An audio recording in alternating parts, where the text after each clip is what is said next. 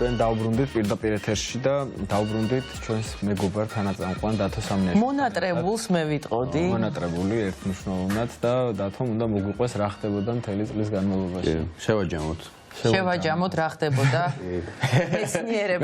მეცნიერებაში რა ხდებოდა. ჩვენთან ვალაგებთ მეტნაკლებად. ვცდილობთ ყოველ შემთხვევაში და იქ რა ხდება? იქ ძალიან ბევრი რაღაც ხდება, საინტერესო რაღაც ხდება, რაც სხვათა შორის ნაწილობრივ ვისაუბრეთ კიდევაც აქ ჩვენ. უბრალოდ იყო რომ ყოველ კვირას საუბრობდით ხოლმე და ახლა რაღაც მინდა რომ მთელი ეს შევაჯამოთ ერთად, ხო? და რა ვიცი, დავიწყოთ ალბათ კოსმოსით. და კოსმოსზე არ ვიცი გაგახსენდებათ ალბათ ვიზუალსაც ვნახავთ ახლა ალბათ მარსზე რო აღმოაჩინეს წყალი მაგაზე აქ ვისაუბრეთ ალბათ ერთ-ერთი ყველაზე მნიშვნელოვანი ამბავი იყო კოსმოსში იმიტომ რომ აგერ წითელ პლანეტაზე ის რომ წითელ პლანეტაზე არის ესე ვთქვათ წყალი და მის ზედაპირის ქვეშ არის ნამდვილად სენსაციური იმიტომ რომ თან ეს წყალი არის მტკნარი სახით რაც იმას ნიშნავს რომ ესე იგი იქ შეიძლება იყოს დღემდე სიცოცხლე ხო აი ხედავთ ეს არის მარსმავალი რომელმაც აღმოაჩინა ესე ვთქვათ ნიმუშები გამოაქვსნა ეს მარსმავალი ხა აღარც მუშაობს აღარ ფუნქციონირებს ეს არის ვიზუალი რომელიც შეიძლება ყოფილიყო ესეთ შეიძლება ყოფილიყო მარსი ესე ვთქვათ წლების წინ. იმიტომ რომ დღეს ვიცით რომ ის მშრალი პლანეტაა მას ზედაპირზე გაგებით როგორც ჩვენი სიცოცხლე არ არის თუმცა ვსწავლობთ ამ პლანეტას და როგორც ჩანს, რაც ძალიან მნიშვნელოვანია, მტკნარი სახით არის წყალი. ეს არის რაღაც აი ვიზუალურად ხედავთ უბრალოდ როგორ შეიძლება ყოფილიყო, იმიტომ რომ ჩვენ ვიცით რომ ბოლო კვლევების თანახმად მარსი მართლაც ოდესღაც ესე ვთქვათ ცოცხალი პლანეტა იყო რა, რაც იმას ნიშნავს რომ როდესაც დედამიწას გაჩნდა სიცოცხლე, შეიძლება იმ პერიოდში მარსიც უკვე ყოფილიყო. არის რაღაც ეგეთი თეორიებიც, რომ საერთოდაც ასტეროიდების სახით მარსიდან მოვიდაო სიცოცხლე, უგულისხმობ მიკრობების სახით, იმიტომ რომ ჩვენ ხო ვიცით რომ ასტეროიდებს გადააქვთ ესე ვთქვათ, ხო, რაღაც სიცოცხლის საშენი მასალები რა და ამიტომ ალბათ ეს ერთ-ერთი ყველაზე საინტერესო და მნიშვნელოვანი ამბავი იყო, რომ კი საკმაოდ ღრმად, რამდენიმე კილომეტრით ღრმად, მაგრამ მარსის ზედაპირის ქვეშ არის დღემდე მტკნარი სახით შემონახული წყალი. რაც ასევე იმაზე მეტყველებს რომ ეს წყალი შეინახა ამდენი ხნის განმავლობაში დაილექა მაგრამ ამის პარალელურად შეიძლება ის რომ დღემდე იქ იყოს რაღაცა სახის სიცოცხლე იმიტომ რომ ჩვენ ისიც ვიცით რომ დედამიწაზე ძალიან ღრმად ხო მიუხედავად დიდ წნევისა სიცოცხლის ფორმები გვხვდება ჩვენგან განსხვავებული სიცოცხლის ფორმები იმ თევზებისგანაც განსხვავებული როგორც ჩვენ ვიცით ხო ოკეანეებში მაგრამ იქაც არის რაღაც ფორმის სიცოცხლე ამიტომ ვერ გამოვრიცხავთ რომ ახლო მომავალში მარსზე არა მარტო მიკრობული, არამედ რაღაცა სხვა სახის ფორმის სიცოცხლეც იყოს. არა, რა თქმა უნდა, ისეთი როგორიც ახლა ნუ რაღაცა იქ ცივილიზაცია ვერ იქნება, მაგრამ რაღაცა დონის სიცოცხლე შეიძლება იყოს და ნუ ეს კიდე ერთხელ ალბათ დაგვაფიქრებს იმაზე, რომ რამდენად მრავალფეროვანია ჩვენი სამყარო, ხო, მათ შორის ჩვენი მზის სისტემაში. ეს ერთი რაღაცას ნამდვილად უნდა გვეთქვა. მეორე ასტეროიდები ვახსენეთ და ასტეროიდებს შევეხოთ. მაგალითად გვისაუბრია, არ ვიცი თუ გახსოვთ ასტეროიდი ბენუზე ვსაუბრობდით ჩვენ. და ეს ასტეროიდი ბენუს შემთხვევაში ის არის რომ პირველად მოხდა, ესე ვთქვათ, რომ NASA დაჯდა უშუალოდ ეს მარსის ვიზუალია, ალბათ გადავალთ ასტეროიდის ვიზუალზე, ხო და მოკლედ იმის თქმა მინდოდა რომ პირველად მოხდა რომ NASA-მ დასვა თავის კოსმოსური ხომალდი, აი, აქ ეს არის უკვე ნიმუშები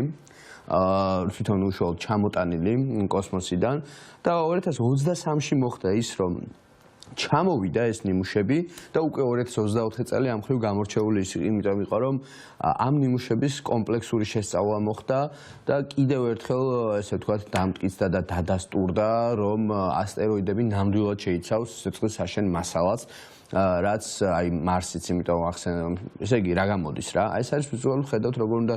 დამჯდარიყო ესე ვთქვათ ეს ასტეროიდი დაახლოებით ეს დაჯდა იქ შემდეგ მოიპოვა ეს ნიმუშები გამოაგზავნა ეს 2023 წელი იყო თუმცა 2024-ში მოხდა ამ ესე ვთქვათ როგორც უკვე ვთქვი ნიმუშების შესწავლა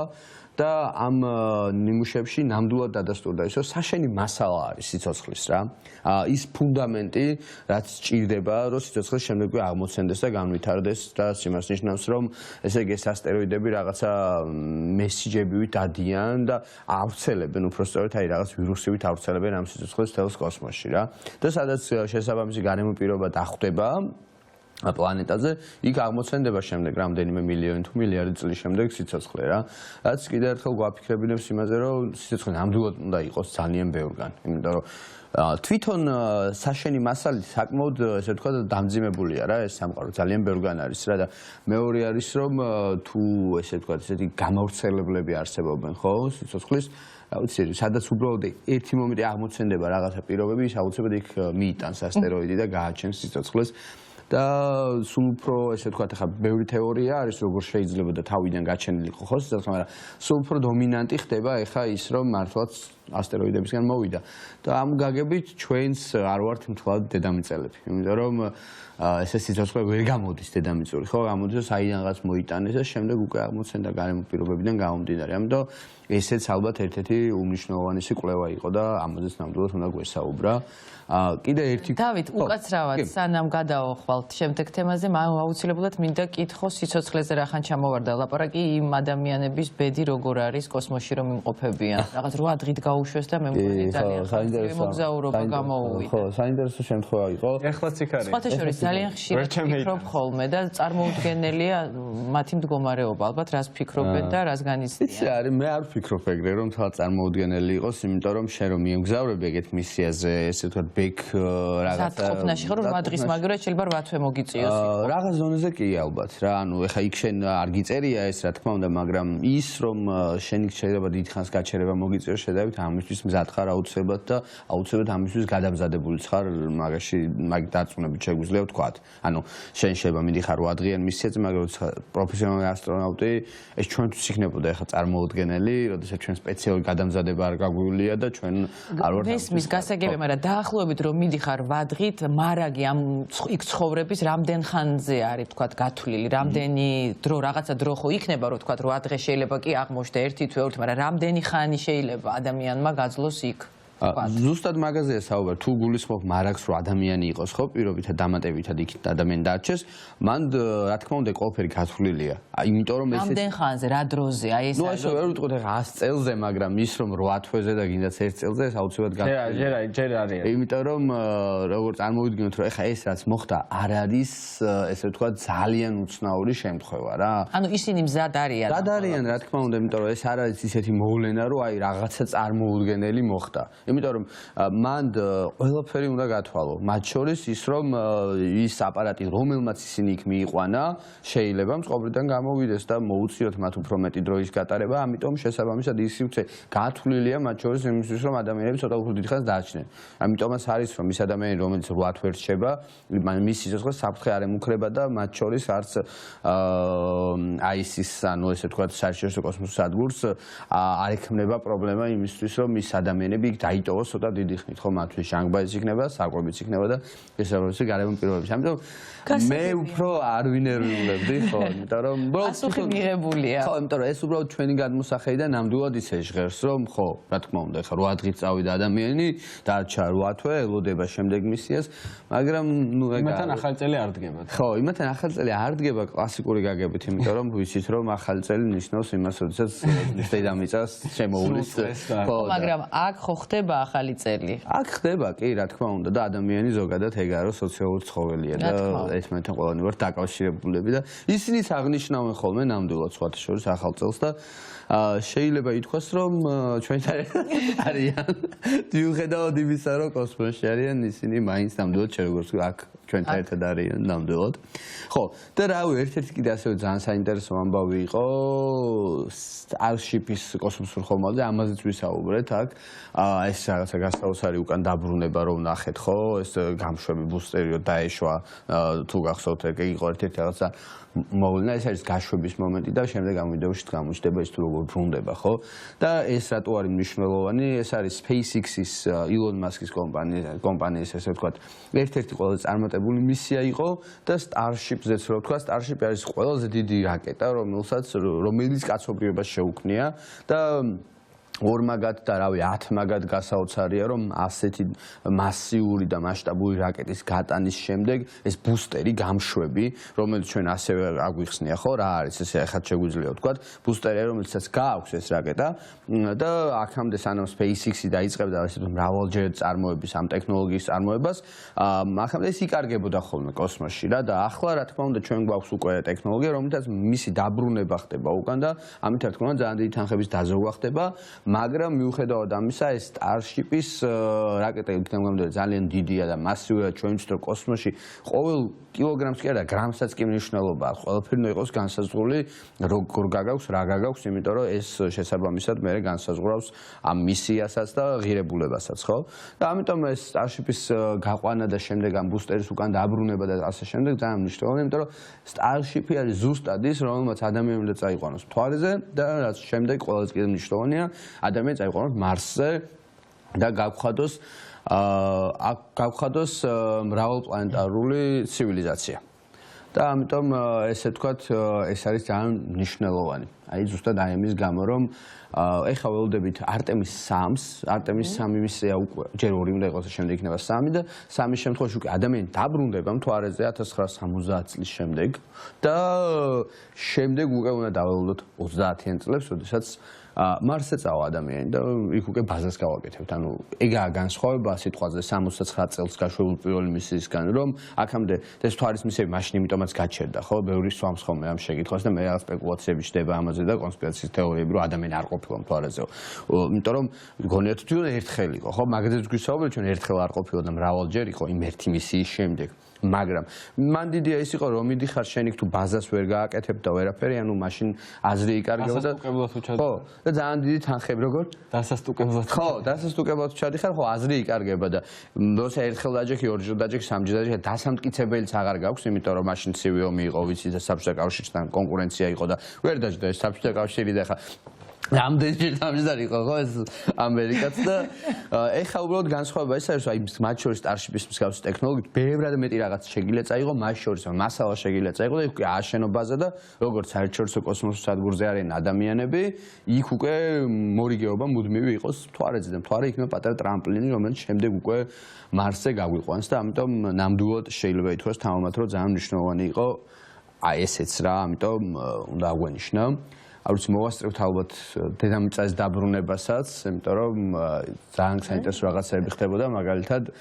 ტვინის იმპლანტების მხრივ, აქაც ილონ მასკი უნდა ვახსენოთ და მაგაზეც ჩვენ გვილაპარაკია, იმიტომ რომ ილონ მასკის სახელობის რუბრიკა გავაკეთოთ. ხო, რთულია, იმიტომ რომ აი მასკი მაგ მხრივ მართლა იმდენად მულტიფუნქციური ადამიანია, რომ ესე იგი კოსმოსში ხო თავის SpaceX-ი აქვს, Neuralink-ი, რობოტიკა აღებული ხო, Tesla და რა ვიცი, Optimus Prime და შემდეგ. ამერიკის შეერთებული შტატების მთავრობის ეფექტურობის გაზრდის დეპარტამენტი ჩაიბარებს ყველაფერთან ერთად. რაღაც დონეზე შეიძლება ითქვას ტრამპსაც ჩაიბარებს. ტრამპის ეფექტურობას ჩაიბარებს. კი, იმიტომ რომ ხო რა, ნუ მან და აქეთ ჯილდოებს გამოუშვებს. მან იცი როგორ რაღაცა, იმხელა მან კიდევ უფრო დიდი თამაშები მიდის და მასკს მაგალითად ძალიან უნდა რომ AI-ზე კონდეს ყველაზე დიდი წვდომა. რაც დღეს არ აქვს მას და ხო და მაგ მხრივ ბევრი მათ შორის ვინც ტექ ინდუსტრიაშია მასკის ესე ვთქვათ პოლიტიკით აი ასე მასშტაბურად დაინტერესებას მაგითაც ხსნის. არ ვიცი, ნახავთ როგორ ყოველ შემთხვევაში როგორ გამვითარდება მაგ მხრივ მოვლენები, მაგრამ რეგულაციების თვალსაზრისით გულისხმობ? კი, იმიტომ რომ არის აი მაგალითად მასკს ჰქონდა დაპირისპირება OpenAI-სთან, Sam Altman-თან და ასე შემდეგ რა და ამ ხრივ არ ვიცით როგორ გამვითარდება მოვლენები. ეხლა ჩვენ სხვა რაღაცას ვუყურებთ. ეს არის Soras ვიდეო. თუმცა მაინამდე გადიოდა ის ვიდეოები, რომელიც არის Neuralink-ზე და Neuralink-ის შემთხვევაში უნდა ვილაპარაკოთ როგორ ვახსენეთ, არის მასკის კომპანია და ეს არის იმპლანტის ჩაყენება, ხო? და პირველად მოხდა წელს, რომ ეს იმპლანტი Neuralink-მა ჩაუსვა ადამიანს და უკვე 2 პაციენტი ყავს. და აი ამ 2 პაციენტიდან გამომდინარე ესე ვთქვათ ადამიანები მართავდნენ ამ ტექნოლოგიას. ეს არის ზუსტად იმ ადამიანთან ინტერვიუ, ესე ვთქვათ, ვისაც იმპლანტი ჩაუდგეს, ნოლან დარბო, ადამიანი რომელსაც კისრის ქვემო სრულიად პარალიზებულია, მაგრამ რაც ეს იმპლანტი ჩაუყენეს Neuralink-ის, მას შეუძლია გონებით აკონტროლოს კომპიუტერი შესაბამისად ითამაშოს კომპიუტერული თამაშები, აკონტროლოს კომპიუტერის კურსორი, აგერ ჭადრაკს როგორ თამაშობს და რაც ძალიან საინტერესოა და მნიშვნელოვანი ამას აკეთებს ადამიანი ყოველ ფიქრით. ანუ ესე ვთქვათ, ტელეპათიური ტექნოლოგია, რომელიც ტელეპათიას აჩენს რა, ეს შეიძლება ითქვას და ეს ადამიანები უკვე ყავს და ეს ადამიანები გამოჩნდნენ წელს 2024 წელს, აი ეს არის. გვერდით ეფექტების შესახებ რამე გვაქვს უკვე? გვერდით ეფექტები არაფერი არ იყო გარდა იმისა, რომ რაღაც ეტაპზე მაგალითად Harbons გამოუჩნდა ის, რომ დაკარგა ამ ესე ვთქვათ აღარ მუშაობდა, ხო, ისე აღარ მუშაობდა, თუმცა დასჭირდა შემდეგ კიდე ერთი ჩარევა, რითაც აღიდგინა ეს და ბოლო ინტერვიუში უკვე ამბობდა, რომ უბრუნდება თავიდან, ასე ვთქვათ, ეს შესაძლებლობები. ეგ აღსანიშნავია, რომ ეს პირველი ადამიანია, ხო, ვინც ეს ტექნოლოგია ჩაიდგა, მაგრამ ძალიან მნიშვნელოვანია გვერდითი ეფექტები რაც შენ იკითხე არის მხოლოდ ასეთი და არა სიტყვაზე ის რომ ან მისი სიცოცხლის საფრთხე შექმნო და ან რაღაცა გაუარესებული იყო მისი ტკივილები ხო არა ტკივილებზე არაფერი ისეთი არ დაწერილა არ ვიცი რაღაცა მცირე დონის არის მაგაზე მე თავს ვერ დავდებ მაგრამ არა ისეთი რომ ამაზე ესე ვთქვათ მედიაში რაღაცა გავრცელებული იყო სერიოზულად ინფორმაცია აი ესეთი არის სხვა შორის აი ეს ჩიპი და რომელსაც გიყენებენ თავში თვითონ როგორც კომპანიაში ამობენ ოპერაცია რა თქმა უნდა არის ინვაზიური და ითხოვს ასე ვთქვათ ქირურგიულ ჩარევას თუმცა ეს ქირურგიული ჩარევა ამბობენ არის მარტივი და მათ შორის ნეიროლინკი ახლა მუშაობს იმაზე რომ ეს ქირურგიული ჩარევა უფრო და უფრო გამარტივდეს რა და არიან სხვათა შორის კომპანიები რომლებიც საერთოდაც ინვაზიურის მიღმას ცდილობენ შექმნან ტექნოლოგია რომელიც შენს ესე ვთქვათ შეღწევას აღარ საჭიროებს და უბრალოდ დამაგრებით მოახერხებს იმ შესაძლებლობების შენთვის მონიჭებას რაც ნეიროლინკს შეუძლია და ნუ ეს ალგე კიდე რევოლუციური იქნება რომ წარმოვიდგინოთ ერთია რომ ხარა რა არის ხო აქ მნიშვნელოვანი ერთი რომ შენ ადამიანი ხარ რომელსაც შეზღუდული უნარები გაგაჩნია ხო ანუ არბოს შემთხვევაში როგორც თქვი მას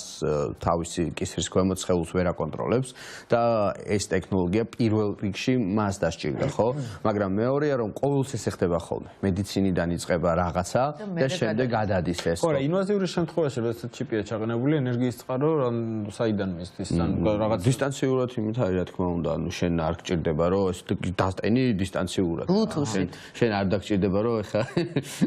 ანუ ყოველ იმაზე ბატარეა თავიდან გამოვიდა ხო ან ეგ და ან გინდა გახსნა და ბატარეა შეუცვალო როგორც ხო ეგ გასაგებია რომ ბატარეის შესვლა არ ჭირდება მაგრამ როგორ იტენება რა დისტანციური ჩვეულებრივი სისტემით იტენება და მაგზეს ხო არ იქნება ეგ პრობლემა და მოკლედ იმის თქმა მინდა რომ ეს ტექნოლოგია რაც დღეს არბოს შემთხვევაშია ეს აუცილებლად გადმოდის ხოლმე შემდეგ უამრავი ამის მაგალითი არსებობს გადმოდის ყველაზე ანუ მათ შორის იმ ადამიანებს ვისაც სიტყვაზე დღეს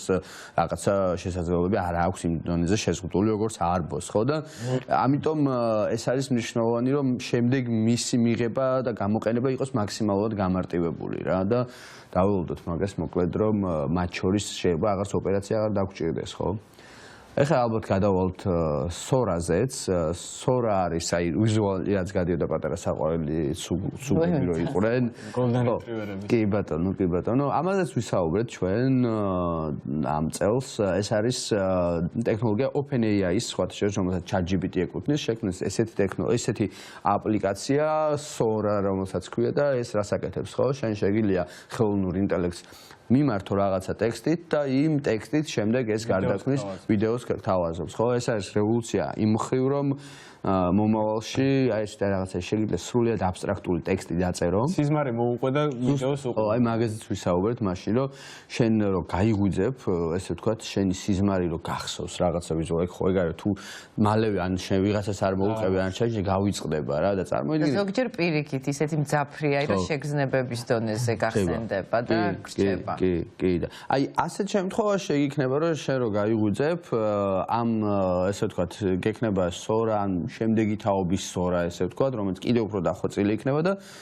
ძალიან რამდენიმე წამში ვიზუალს დაინახავ იმის როგორიც ესე ვთქვათ შენი სიზმარი იყო ის რა თქმა უნდა ზუსტად ვერ მოახერხებს ახლა ისი წარმოგიდგენს მაგრამ მაქსიმალურად მიახლოებული იქნება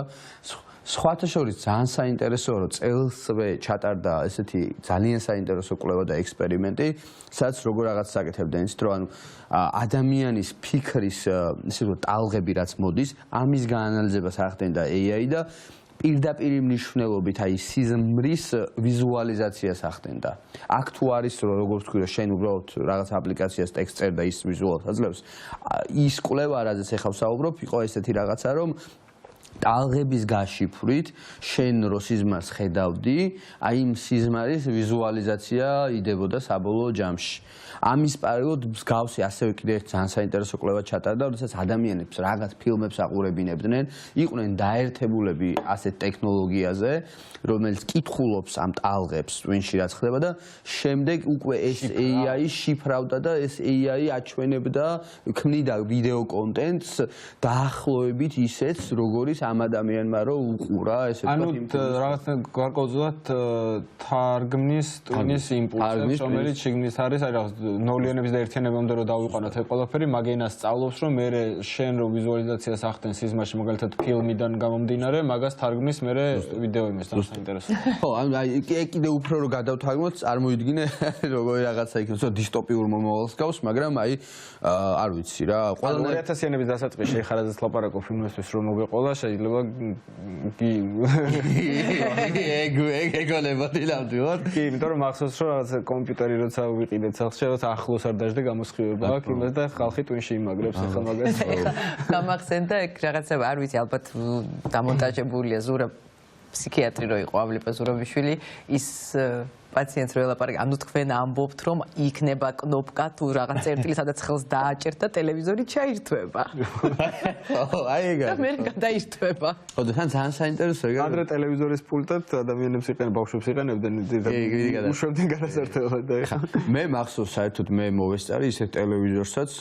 პულტის არ ქონას ვინჩევის რა, ანუ ესეთი ძველი საბჭოთა ტელევიზორი იყო ხოლმე რა და ეს უნდა გამოგეწი, იმიტომ იმას 6 ღილაკი. კი, გამოსაწევი რო უკან ნათურებით ხელდებოდა. აი გაზ ვინჩევს, შეხედე რას ვაკეთებდი ხოლმე, ეს 6 ღილაკი ქონდა მარტო. კი, წითლები. ხო და მარტო ის და მე მქონდა აიეტი თუ საკაბელო თუ რაღაც, სადაც უკვე იყო 40-ზე მეტი არხი რა და ამიტომ ამ 6 არჩევნის გარდა ამას გამოწევდი, იქ რაღაც პატარა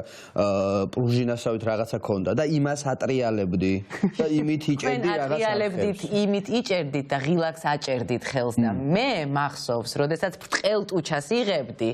იმიტომ რომ ტყდებოდა ეს გადასართავი. და ამ ბრტყელტუჩათი ხდებოდა ამის არხის გადართვა და ეს ბრტყელტუჩა გამუდმებით იკარგებოდა და იყო ძებნა.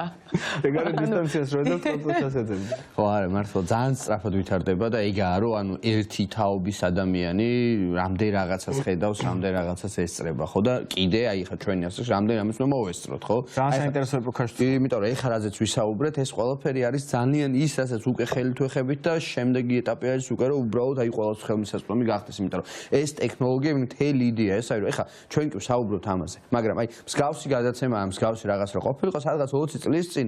ის რაც ჩვენ ხელში გვიჭერთ, ამაზე ვიღაც დაждდებოდა და როგორც ეხლა ჩვენ ვსაუბრობთ, ესე ისაუბრებდა რომ აი ვიღაცა რაღაცა ასეთ რაღაცას ექსპერიმენტის დონეზე არსებობს, მაგრამ სადღაც 20 წელიწადში მე აი ეს უკვე ყველას აქვს საერთოდ. იგივე იქნება ეს იმპლანტებზე და საერთოდ ყველაფერზე. მათ შორის აი ბოლოს თუ მოვასწარი ერთს თუსაც ვიტყვი, მათ შორის აი ისევ მასს უნდა დაუბრუნდეთ Optimus 3-ზე, რომელიც ეხა წარადგინა მასკმა ვირობოტის პროექტი, ხო? რომელიც იმდენად ესე ვთქვათ მნიშვნელოვანი რაღაც სიახლეა, რომ იქნებდა მართლა ბოლო-ბოლო მოვესწროთ იმას, რასაც აი სამეცნიერო ფანტასტიკის ფილმებში ბევრჯერ ვხედავთ, რომ რობოტები გამოჩნდნენ ჩვენს ყოველდღიურობაში, გულისხმობ იმას, რომ აი როგორც შენ სახში გაქვს მაგალითად ტელევიზორი, როგორც smartphone-ი გაქვს, რომელიც ბოლომდე ჭკვიანი მაინც არ არის, ხო აი მე მაქვს სახში და საკმაოდ ჩემი შვილები საუბრობენ მეგობარია. ხო, მეგობარი, მაგრამ არა ის რომ სახს გილაგებდეს და იმედი გვაქვს მოკლედ რომ Optimus 3, რომელიც მასკმა წარადგინა სულ რამდენიმე თვის წინ გამოჩნდება ყოველ სახში. ეგ იმას ნიშნავს, რომ ადამიანის ცხოვრება გამარტივდება ბევრად და დაგვრჩება იმიტომ იმისთვის, რომ რა ვიცი, მეტი ვიფიქროთ და მათ შორის მეტი ტექნოლოგიები შევქმნათ, რომ რა ვიცი, სამყარო კიდევ უფრო უკეთეს გავხადოთ. დავით, სანამ დაგემშვიდობები აუცილებლად მინდა ძალიან მინდა კითხო, როგორ აცილებ 24 წელს და როგორ ხვდები, რომ დიდი ხანი არ გვინახი ხარ, ძალიან ბევრი რამე მოხდა შენს აქ არ ყოფნაში, ეთერს გულისხმობ რასაკვირველია და მაინც მინდა შენგან მოვისმინო. წინა საახალწლო სიტყვები. არ ვიცი, რა ვიცი, სახში შევხვდები ალბათ, ჩემ ოჯახის წევრებთან გავალ რაღაც ეგეთ ვიზამ და მე ვფიქრობ გავიდე რუსთაველზე და იქ ვიქნები ალბათ. აი მერე უკვე სულ მერე არ ვიცი ბოლომდე, მაგრამ ერთი ის ვიცი რომ იქ გავალ, იმიტომ რომ იქ ჩემი მეგობრები იქ იქნებიან. აქამდე სულ იყო ხოლმე რომ რა ვიცი. გასაპირება ყველა მიცის რასაპირება.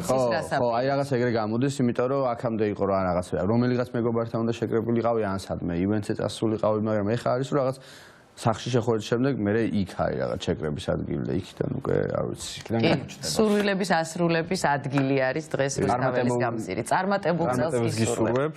დაგემშვიდობები და მრავალ ახალ წელს დაესწარი და დღეს შევხვდებით პრინციპში რუსთაველზე.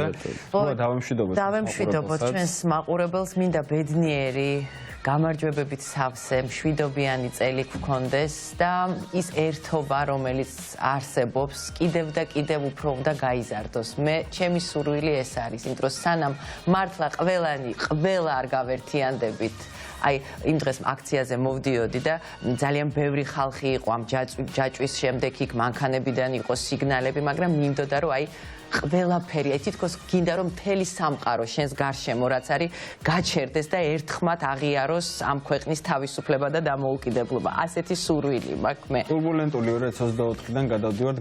გამარჯვების და რაც შეეხება ჩვენ არალეგიტიმურ ხელისუფლებას, ეგრეთ წოდებულ ქართულ ოცნებას, მათ მინდა ძალიან ბევრი ჯილდო ვუსურვო, იმიტომ რომ ისინი ჯილდოს უწოდებენ საქციებს და დარწმუნებული ვარ, რომ 2025 წელს ძალიან ბევრი ჯილდო ექნებათ მათ და სწორედ ეს ჯილდო იქნება ამ ერის ჩვენი ხალხის საბოლოო გამარჯვების, ასე ვთქვათ, ერთ-ერთი ინსტრუმენტია. დაგემშვიდობებით, შევხვდებით რუსთაველზე და ძალიან მალე უკვე ეთერში. დროებით.